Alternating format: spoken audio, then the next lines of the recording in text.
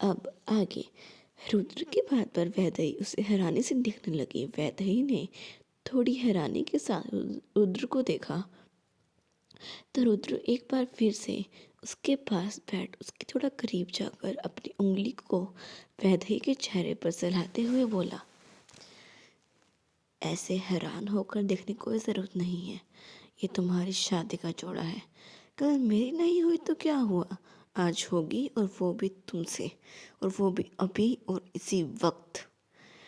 रुद्र की बात पर वैदेही की आंखें एकदम से चौड़ी हो गई। वैदेही ने गुस्से से रुद्र को देखा और कहा, होश में भी हैं आप या नहीं? ये कैसे बहकी बहकी बातें कर रहे हैं?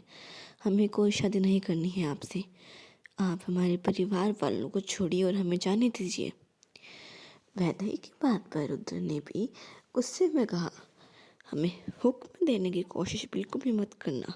उस शादी से पहले अपने परिवार वालों को छुड़ाना तो भूल ही जाओ। वैदेही को समझ नहीं आ रहा था कि रुद्र को क्या हुआ है। उसने रुद्र से कहा, एक राजपूत होकर किसी की मजबूरी का फायदा उठाना आपको शोभा नहीं देता है। इसलिए होश में आइए कुंवर साहब और हमें जाने दीजिए। यहाँ से हम आपसे शादी नहीं कर सकते हैं और ना ही करेंगे। वैदेही की बात पर रुद्र वैदेही के करीब गया और अपने एक हाथ से उसकी कमर को कसकर पकड़ते हुए उसकी आंखों में आंखें डालकर कहा, एक राजपूत होकर मुझे क्या शोभा देता है और क्या नहीं, ये मुझे तुमसे सीखना या जानने की ज़रूरत नहीं है। और फिलहाल तो तुम्हें ये शादी करनी ही होगी, सीधे तरीके से नहीं तो उल्टे तरीके से ही सही।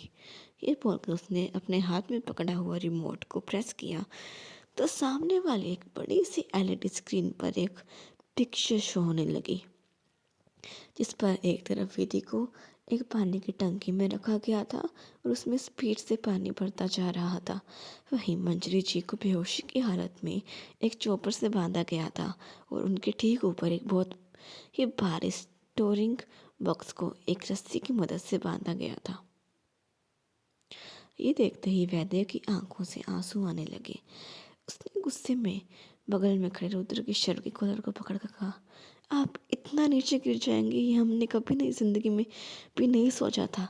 आपकी दुश्मनी हमसे है तो बदला भी हमसे लेते। हमारे परिवार को इसमें बीच में लाने की क्या ज़रूरत थी? क्या यही आपकी राजपूती शान जिसकी लोग मिसाल देते हैं? वैदेही की बात तो से रुद्र का दिमाग एकदम से खराब हो गया और आंखें गुस्से से लाल हो गई। उसने वैदेही के हाथ को देखा जो उसके कॉलर को पकड़े हुए था।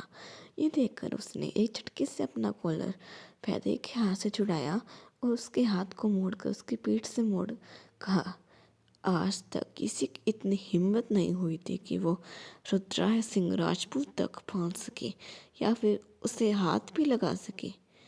पर तुम जैसे खटिया लड़के ने ना सिर्फ मुझे पर हाथ उठाया बल्कि उसके गिरेबान पर भी हाथ डाला, जिसकी सजा तुम्हें मिलकर रहेगी।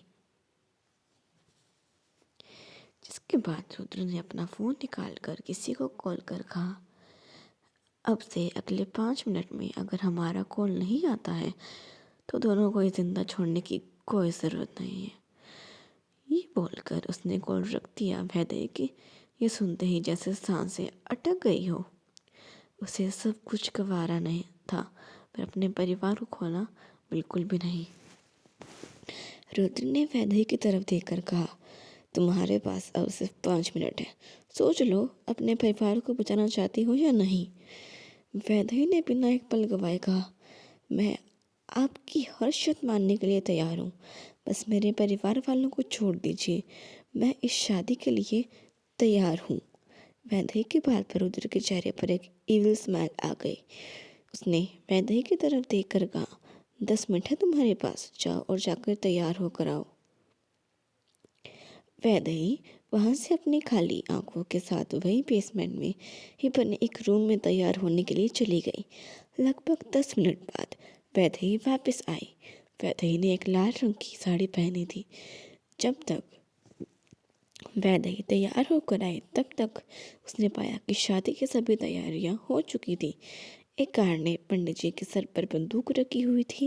ये देखकर वैदेही ने रुद्र को देखा, जो उसके ही पास आ रहा था। रुद्र उसके पास आकर उसके हाथ को पकड़कर बोला, चलो। ये बोल वो उसे ले जाने लगा, पर वैदेही अपनी जगह से बिल्कुल भी नहीं हिली। रुद्र ने अपनी आंखें बंद की और अपना गुस्सा कंट्रोल करने लगा। फिर वैदेही की तरफ एक नजर गुस्से में देखा तो वैदेही ने उसकी आंखों में आंखें डाल कहा, आप बहुत गलत कर रहे हैं कुंवर साहब। इसका अंजाम क्या हो सकता है ये आप नहीं जानते। वक्त हमेशा आज की तरह मजबूर नहीं होगा, इसलिए कह रहे हैं हमें जाने दीजिए, वरना हम चाह कर भी कुछ नहीं कर पाएंगे। रुद्र ने उससे कहा, वक्त आज भी हमारे साथ है और आगे भी हमारे साथ ही रहेगा, और फिलहाल तुम अपने अंजाम की फिक्र करो। ये बोल वो वैदेही को खींचता हुआ वहां से अग्निकुंड की तरफ ले गया और वहां उसे जबरदस्ती बैठा दिया और पंडित जी से बोला, बिना समय गवाए जल्दी से जल्दी ये शादी कराओ, और अगर थोड़ा भी देर हुआ तो खुद की मौत के जिम्मेदार तुम खुद होंगे। रुद्र के इतना बोलते ही पंडित जी एकदम से डर गए और शादी के मंत्र पढ़ने लगे। वैदेही अपनी आंखें खाली आंखों से कभी अग्निकुंड को तो कभी रुद्र को देख रही थी। उसकी सारी हिम्मत तो आज जैसे टूटने को तैयार थी। ये सब होते देख उसकी आंखों के सामने कुछ साल पहले के पल घूम गए, जिसके बारे में सोच उसकी आंखों से एक बूंद आंसू लुढ़क कर उसकी साड़ी में गिरकर कहीं चुप गया। कुछ ही देर में पंडित जी ने फेरे के लिए दोनों को खड़ा किया। रुद्र ने वैदेही का हाथ पकड़ा और जबरदस्ती उसके साथ फेरे लेने लगा, जिसके बाद पंडित जी ने कहा, अब कन्या की मांग में सिंदूर और गले में मंगलसूत्र पहनाइए। रुद्र ने मंगलसूत्र उठाया और वैदेही के गले में पहना दिया। इसके बाद सिंदूर उठाकर उसकी मांग में भर दिया। मांग में सिंदूर भरते ही सिंदूर आकर वैदेही के पूरे माथे पर बिखर गया और इसी के साथ वैदेही की आंखों से आंसू निकलकर उसके गालों पर बह गए। इसी के साथ पंडित जी ने कहा, शादी संपन्न हुई, आज से आप दोनों पति पत्नी हुए। पंडित जी के ये बोलते ही रुद्र एकदम से उठा और हंस दिया। शादी? पर कौन सी शादी और कैसी शादी? मैंने ये शादी की जरूर है, पर मैं शादी को नहीं मानता हूँ। यहाँ जो कुछ भी हुआ वो सिर्फ इस 2 कौड़ी की लड़की को उसकी औकात दिखाने के लिए हुआ है। इसने मुझ पर हाथ उठाया, रुद्राय सिंह राजपूत पर, इसके साथ तो इसे मिलकर रहेगी तो इसकी सजा यही है कि यही रहेगी, एक छोड़ी हुई औरत की तरह। ना तो इसका मुझसे कोई हक होगा और ना ही मेरा इस पर। रुद्र की बात सुनकर वैदेही ने अपनी सुनी आंखों से रुद्र की तरफ देखा। रुद्र ने उसकी तरफ अपनी घिन भरी नजरों से देखा और वहां से जाने लगा। रुद्र जा ही रहा था कि तभी वो रुका और मुस्कुराया। इसके बाद पीछे पलटकर वो कुछ कदम वैदेही के पास गया और अपना हाथ बढ़ाया तो एक आदमी ने उसके हाथ में एक कागज थमाए। रुद्र ने वो कागज लेकर वैदेही के ऊपर फेंक दिया और कहा, ये रही तुम्हारे परिवार की आज़ादी, अब जल्दी से इस पर साइन करो। वैदेही ने नम आंखों के साथ उन पेपर्स को देखा तो वो मैरिज के पेपर्स थे और वही एक पेपर एक बिजनेस कॉन्ट्रैक्ट के थे। उन पेपर्स को पढ़कर वैदेही की आंखें चौड़ी हो गई। उसे यकीन नहीं हो रहा था कि रुद्र इस हद तक गिर सकता था। पर ये पेपर्स उसके परिवार की आज़ादी के पेपर्स थे, तो उसने आगे बिना कुछ सोचे पेन लिया और दोनों पेपर्स पर साइन कर दिया। साइन करते ही रुद्र ने उसके हाथों से पेपर छीने, उसे देखते हुए मुस्कुराया। इसके बाद उसने अपने पॉकेट में हाथ डाल कर नोटों की गड्डी निकाली और वैद्य के ऊपर फेंक कर कहा, ये रही तुम्हारी कीमत, क्योंकि इससे ज़्यादा मेरी नज़रों में तुम्हारी कोई औकात नहीं है। ये बोल वो बिना एक पल गवाए वहाँ से निकल गया। उसके साथ उसके सभी आदमी भी वहाँ से निकल गए। अब उस जगह पर सिर्फ और सिर्फ वैदेही रह गई थी। रुद्र की बातें वैदेही के जहन में गूंज रही थी। अचानक से उसके थामे हुए लफ्ज एकदम से सजग हुए और वैदेही की चीख पूरी जगह पर गूंज गई। वैदेही इस वक्त फूट फूट कर रोने लगी। करीब 1 घंटे बाद वैदेही की कार उसके घर के बाहर पहुंची। वैदेही कार से उतरी और बेजान से घर की तरफ जाने लगी। घर के अंदर जाते ही उसे सामने ही मुंजरी जो विधि दिखाई दी, जो उसका ही इंतजार कर रही थी। उन्हें देखकर वैदेही जल्दी से उन दोनों के पास गई और उन दोनों के गले लगकर रोने लगी।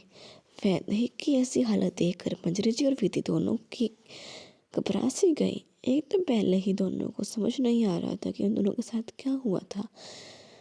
ऊपर से वैदेही की हालत में मंजरी जी को कुछ ध्यान आया। उन्होंने वैदेही को खुद से अलग किया, उसे ध्यान से देखा। वैदेही ने लाल रंग की साड़ी पहनी थी। उसके गले में मंगलसूत्र था और माथे पर सिंदूर बिखरा हुआ था। मंजरी जी ने कांपती आवाज में कहा, ये कैसे हुआ? किसने किया ये? वैदेही उनकी तरफ बढ़ी और उनकी बात सुनकर एकदम से उनके गले लगकर रोने लगी। मंजरी जी का दिल एकदम से कांप उठा। उन्होंने उसे गले से लगाए हुए कहा, कहीं ये सब कुंवरसाने तो नहीं? रुद्राय के बाद आते ही मंजरी की पकड़ मंजरी पर कस गई। मंजरी जी ने वैदेही पर अपनी पकड़ कस कर किसी को सहलाने लगी। उनकी आंखों से भी आंसू आ गए। उन्हें खुद पर ही गुस्सा आ रहा था कि आज उन्हीं की वजह से उनके बच्चे की ऐसी हालत हुई है। वैदेही ने उनके गले से लगे हुए कहा, मासी, हम हार गए। आज हमारा वजूद तक हमसे हार चुका है, जिससे हमेशा ऐसे दूर भागते आए हैं, जिन्हें हमेशा ही खुश देखने की मन्नतें मांगी है, उसी को हमने खतरे में डाल दिया। हम चाहकर भी कुछ नहीं कर पाए मासी। हम हार गए मासी, हम हार गए। वैदेही की बात सुन मंजरी जी उसे शांत करने लगी। मंजरी जी ने उसे शांत करते हुए कहा, मत रो मेरी बच्ची, इसमें आपकी कोई गलती नहीं है। महादेव ने ही आपके साथ धोखा किया है। शायद उन्हें आपका दूर रहना मंजूर नहीं था। इसमें आपकी गलती नहीं है। आप तो हीरा है जो जौहरी की भी तलाश से परे हैं। आप कभी किसी को खतरे में नहीं डाल सकती हैं। इस वक्त विधि की भी आंखें बह रही थी। वैदेही की ऐसी हालत देख उससे रहा नहीं जा रहा था। मंत्री जी ने कहा, चलिए और सब अपना सामान पैक कीजिए, अब हम इस जगह पर बिल्कुल भी नहीं रहेंगे। मंत्री जी की बात सुन वैदेही ने उनसे अलग होकर उनकी तरफ देखा तो मंत्री जी ने कहा, हम अब आपको और दुखी नहीं दिखना चाहते हैं हमारी बच्ची, इसलिए हमारी बात मानिए और चलिए हमारे साथ। इस जगह को छोड़कर, इस शहर को छोड़कर अब हमसे कोई भी यहाँ नहीं रहेंगे। उनकी बात पर वैदेही ने कुछ कहा तो मंत्री जी ने कहा, मना मत करो हमारी बच्ची, पहले ही बहुत कुछ खो चुके हैं, अब आपको नहीं खोना चाहते। दुश्मनों को कोई भरोसा नहीं कि कब वो आप तक यहाँ भी पहुँच जाए। चलिए हमारे साथ। आगे की कहानी में देखेंगे क्या वैदेही मानेंगे मंत्री जी की बात।